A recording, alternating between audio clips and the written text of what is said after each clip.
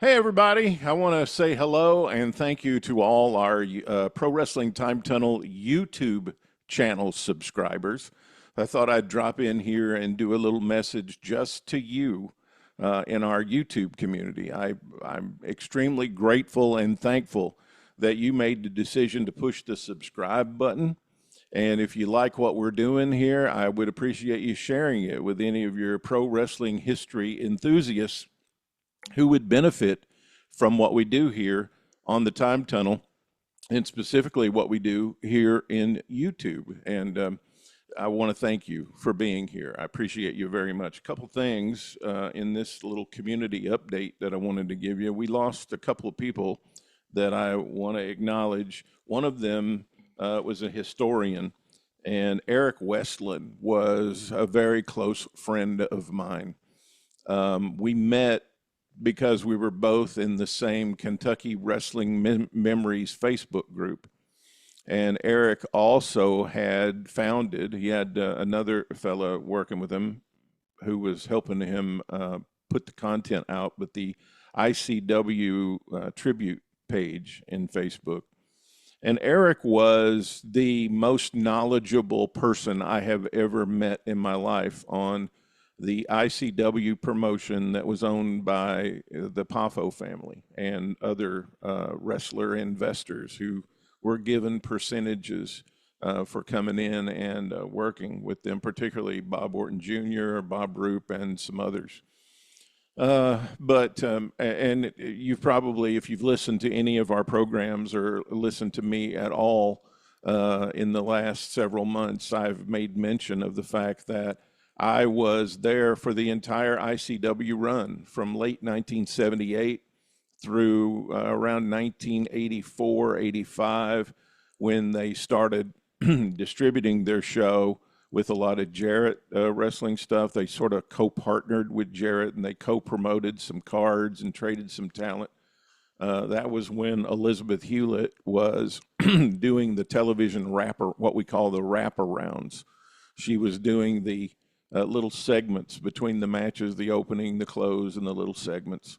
I first met her. I first met Elizabeth when she was selling concessions at the ICW popcorn and soft drink. And then she sort of moved up to selling merchandise, pictures, and photos. And back in those days, in the early 80s, Randy Savage was the first heel that I know of, especially here in Kentucky, in the Kentucky territory, that sold photos of themselves because Randy and Bob Orton Jr. in the faction that they had, which also then became Crusher Broomfield and manager Steve Cooper, they were the cool heels here. And as a matter of fact, my best friend and I, one of them, I have two best friends that I grew up with that I've known since I was 6 years old. We went to all the ICW cards together.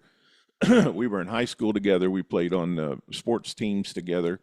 And going to ICW wrestling every Friday night at the National Guard Armory in Paducah was just something that we did. It was one of our regular activities. Not a lot of things to do here in Western Kentucky. But anyway, so Eric was so knowledgeable and we connected. And particularly with the Dory Funk Sr. book that I am desperately trying to finish and work on, Eric was very instrumental with getting a lot of research for me. Eric was a guy who sold a lot of programs on eBay, and I had Eric find a lot of West Texas, and I've got an entire file folder full of West Texas programs from the 40s, the 50s, and the 60s and early 70s that Eric procured for me that I purchased through him as research material for my book.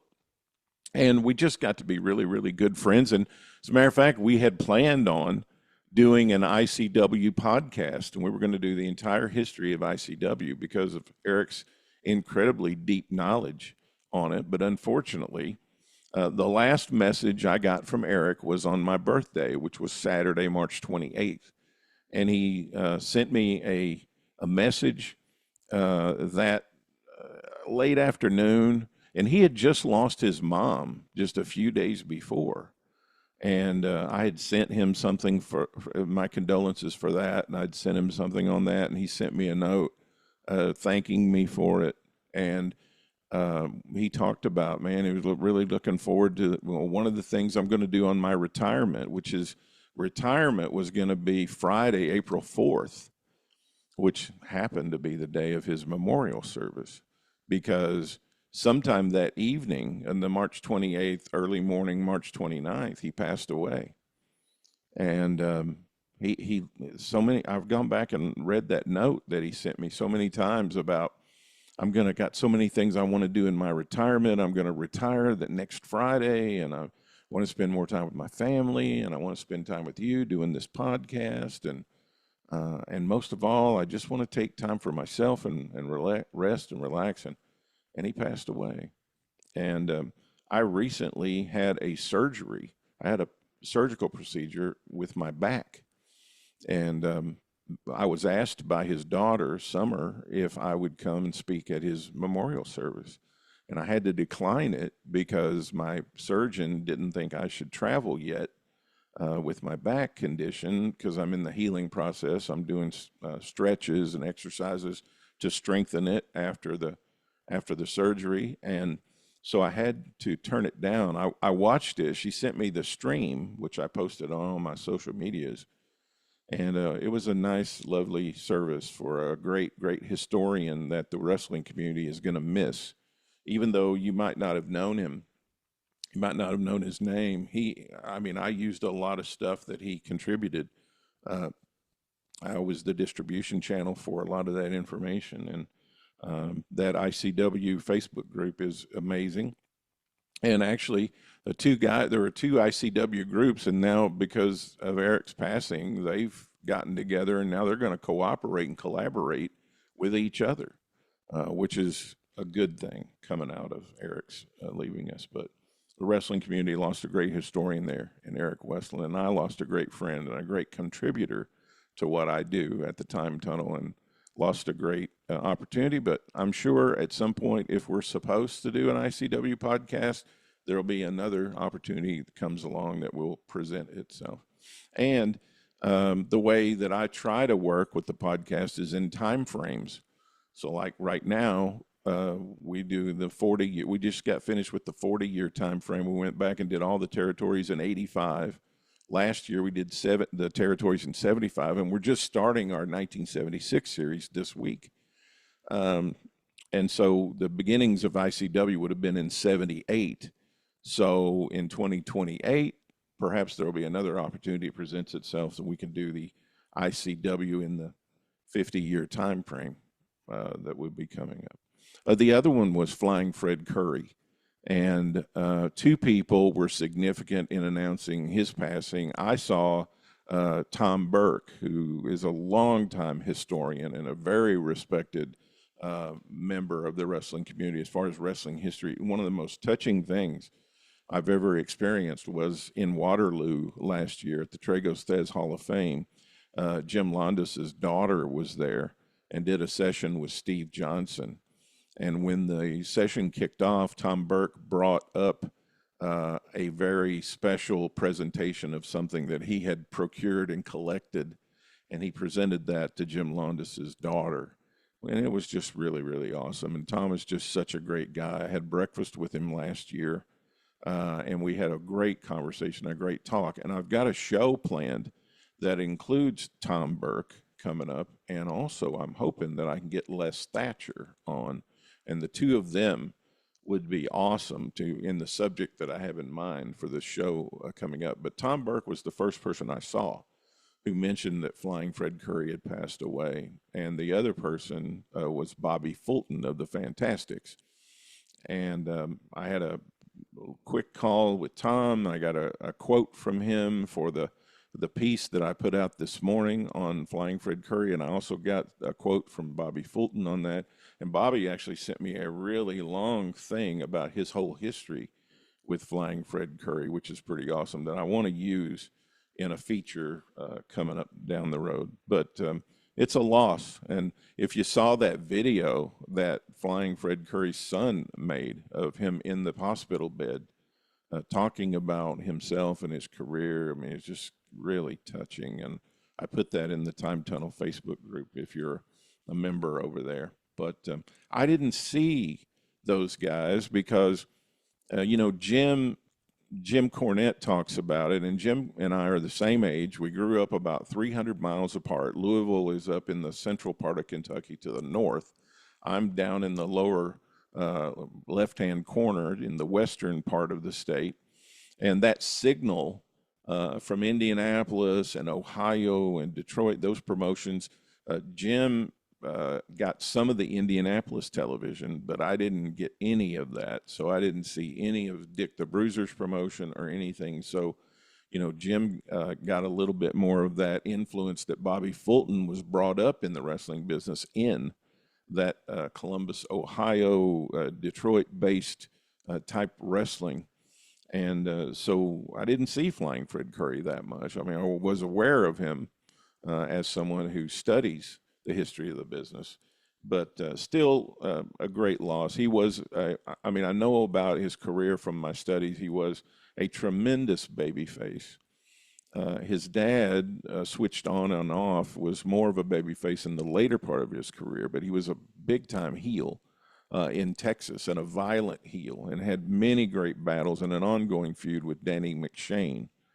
And in that feud with McShane is where Doc Sarpolis came up with the idea of blading instead of the hard ways that those guys were doing. And so there's a rich legacy there in the Curry family. And so we mourn the passing of another member of the wrestling community and of specifically the territory era, Flying Fred Curry. So I put out that feature this morning. If you're a subscriber to the Substack, you would have gotten that this morning because I sent it out to all the subscribers. Okay. I also want to talk about what we got coming up. Wednesday is when our new show always drops for the Time Tunnel Territory History Show. And this week, we're going to kick off the 1976 Territory Review series, and we're going to start in what I consider to be the most important city in the history of pro wrestling. And I want to do something on that.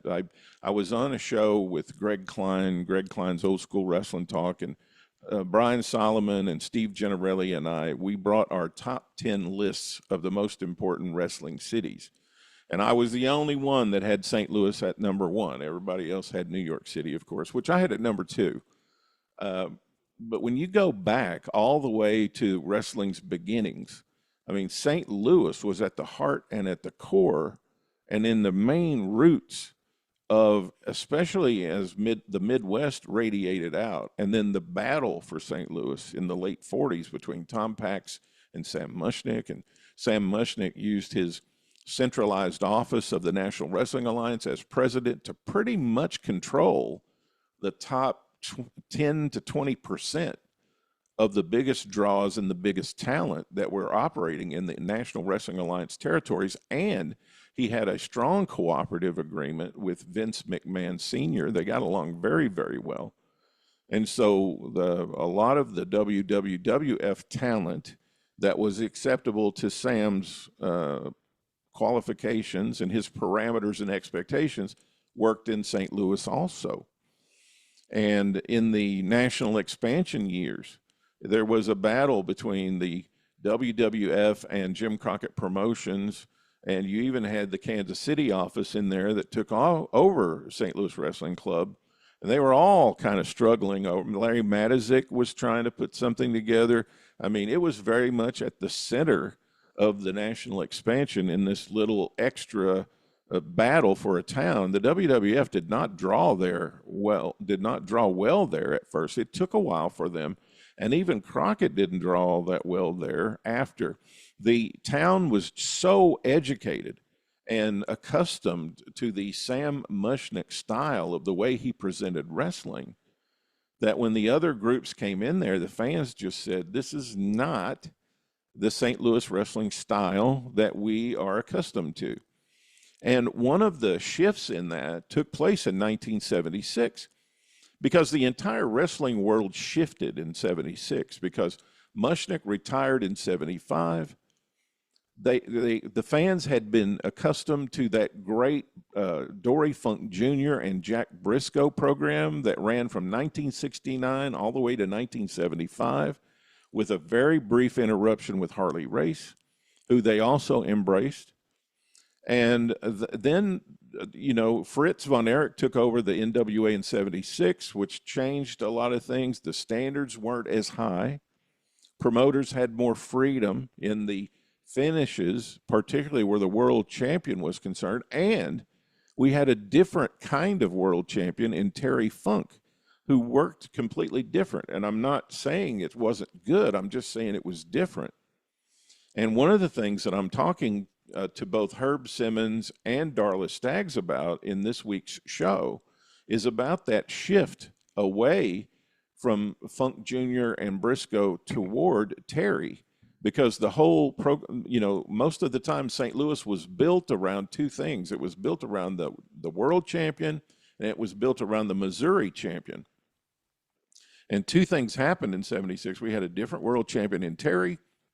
We had a different Missouri champion that went to Backlund for a little while, Bob Backlund, who Vince Sr. was using both St. Louis and the Florida territory to groom him to eventually come in to take the place of Superstar Graham, who at this time in 76 is being groomed to take over for Bruno.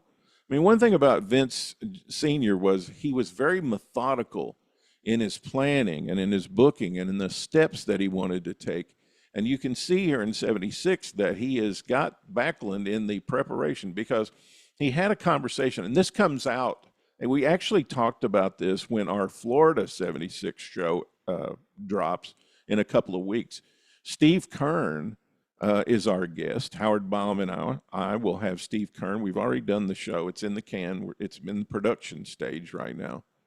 But we had that conversation about Eddie Graham had told Vince Sr. to take Steve Keirn as his next world champion because he was the All-American guy. Because what Mushnick wanted was he wanted a copy of Jack Briscoe.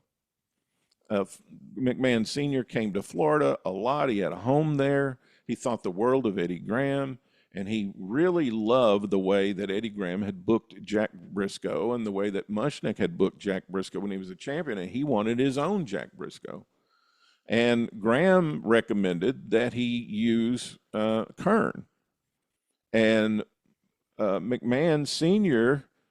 Made the decision, instead of going with Steve, to go with Bob Backlund.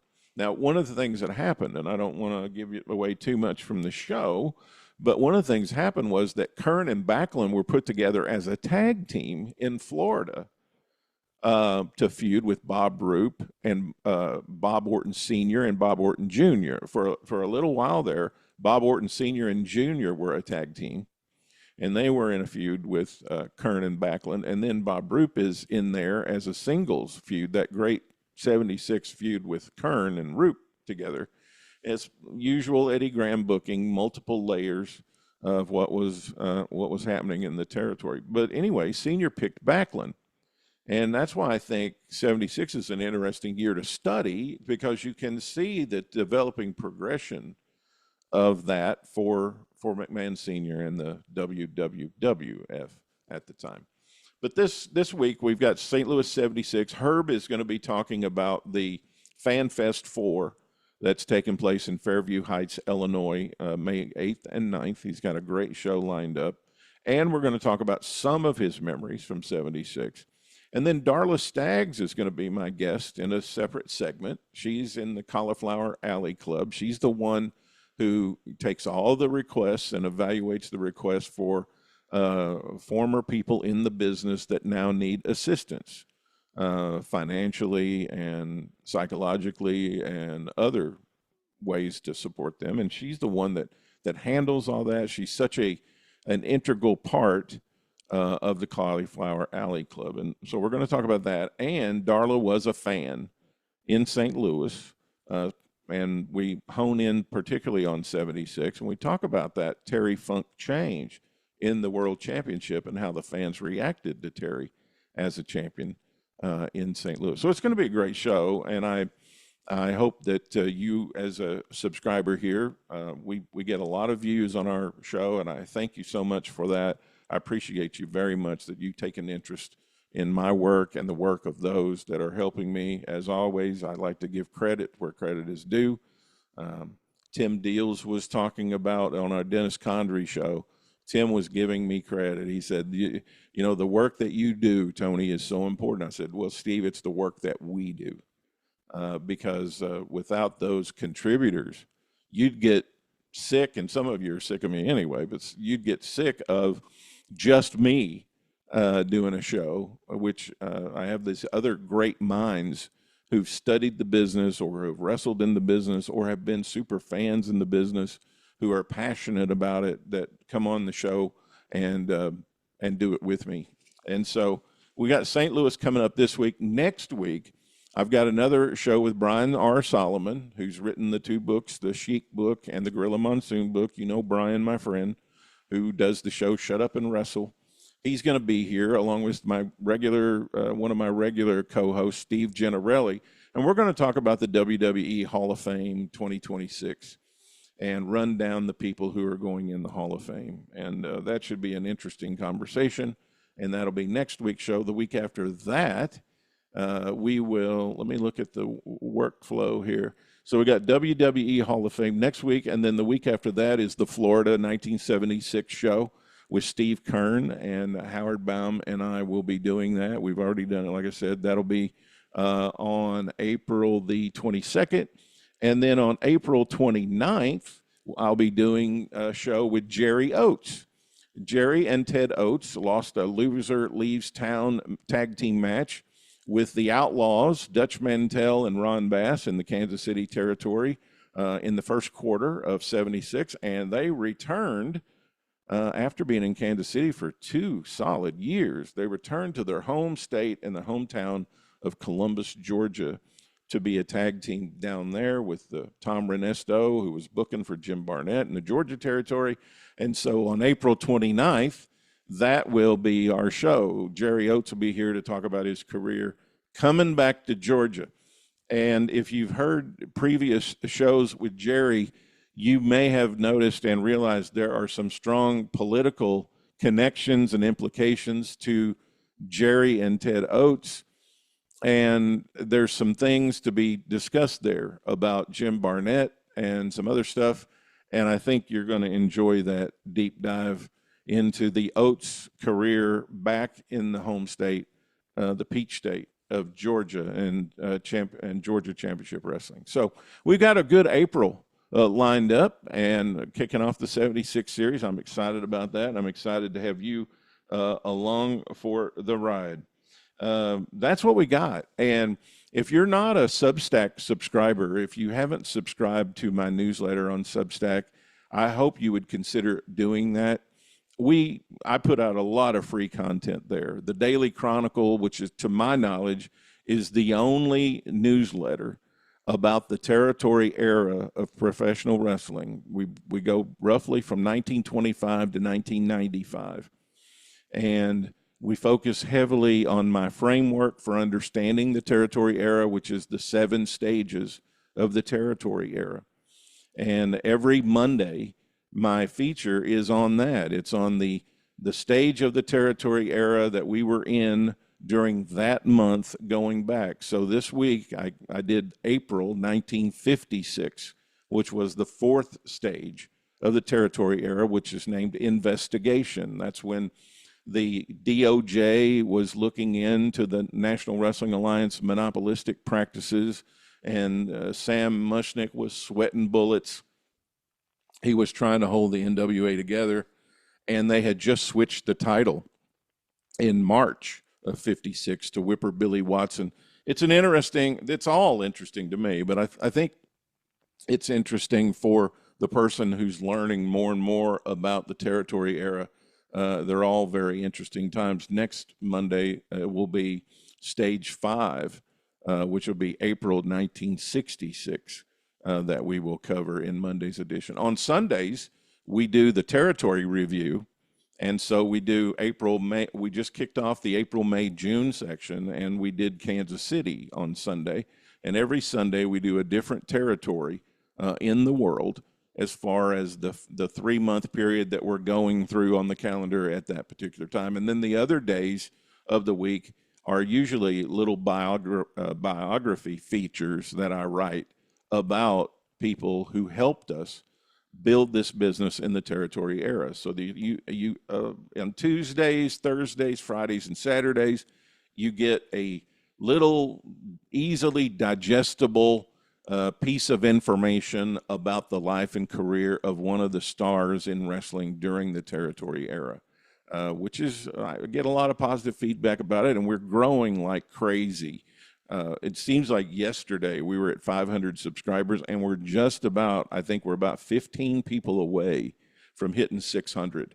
And that's something to be very thankful and grateful for, that many people take an interest in what I am doing and what my collaborators are doing with me. So if you haven't subscribed, I would encourage you to do that.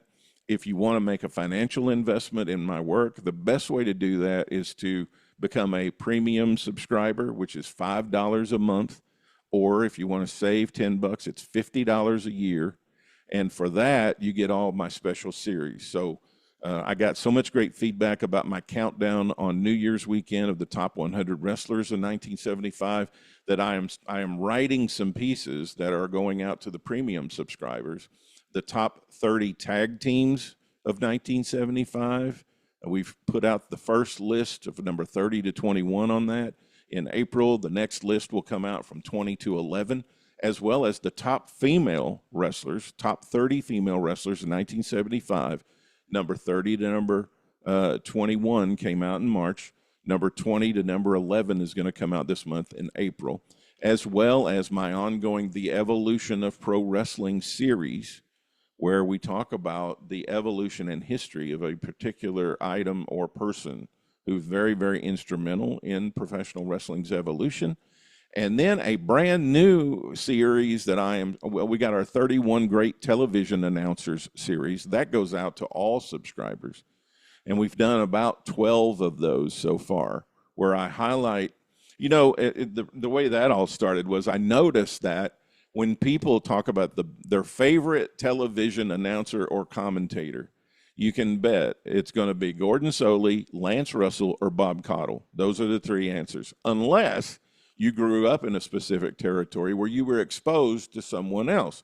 And for a lot of people, they didn't grow up in any territory. They've only had access to the archived television, or they've only heard the narrative from other people about who the greatest on the Mount Rushmore, those lists, are, and they've just repeated that narrative. They've picked out of that small group of three which one they like the best, and that's their answer. That's my favorite announcer. Whereas there were hundreds of television commentators and announcers that made wrestling in the territory era. And what I'm trying to do is I'm trying to educate people and write some historically accurate pieces about Dick Lane in Los Angeles, who was not only the voice and the face of wrestling for NWA Hollywood and the Los Angeles territory for decades, he was also the voice and the face of roller derby that came out of that Los Angeles market. And I remember when I became a fan in 1972, my television station ran Phil Golden's All-Star Wrestling. It also ran the Gulas Welch program from Nashville, and it also ran roller derby. And I can remember Dick Lane. And I've gone to YouTube and found some of those roller derby programs that I watched when I was 9 years old. And so that's just interesting, right, to dig into the life. Dick Lane was also a movie star. He was Mr. Los Angeles. And so we've put out a piece on him. We've got several more to go. There were several in the Gulas Welch territory that a lot of people have never heard of. My favorite announcer, which might be sacrilege to some people to hear me say, I mean, I love Lance Russell. Don't get me wrong. Lance Russell and Dave Brown were fantastic. Let me just say that right off the bat. And I've already done the Lance Russell piece. I've already done Gordon, Lance, and Bob. They're all out there already in the series. But Sterling Brewer was my favorite announcer. And because we got the Nashville show when I was growing up, the Nashville show had some matches that were taped in Nashville, but it also had a lot of taped matches from all the other markets. And the other markets had their announcer doing the commentary. So if it was Memphis, it was Lance. If it was Birmingham, Sterling Brewer was on the commentary. If it was Huntsville, it was Grady Reeves. If it was Chattanooga, it was Harry Thornton. In Nashville, there were several people who hosted the show. Mike Duncan, who was related to the Jarretts, was the host many times. Sometimes Nick hosted. Sometimes Lynn Rossi became an announcer after his car accident. So there were a lot of announcers in the Gulas Welch territory and a lot of great shows besides the Memphis show when the territory was the Tennessee territory. So that's what we're trying to do on the announcers. But the brand new feature that's launching in April is Family Tradition. And there are so many families in professional wrestling. I mean, essentially every promotion that was promoted as a territory pretty much was a family business. The Crockett's, the Grahams, the Fields, the Funks, the Von Erichs,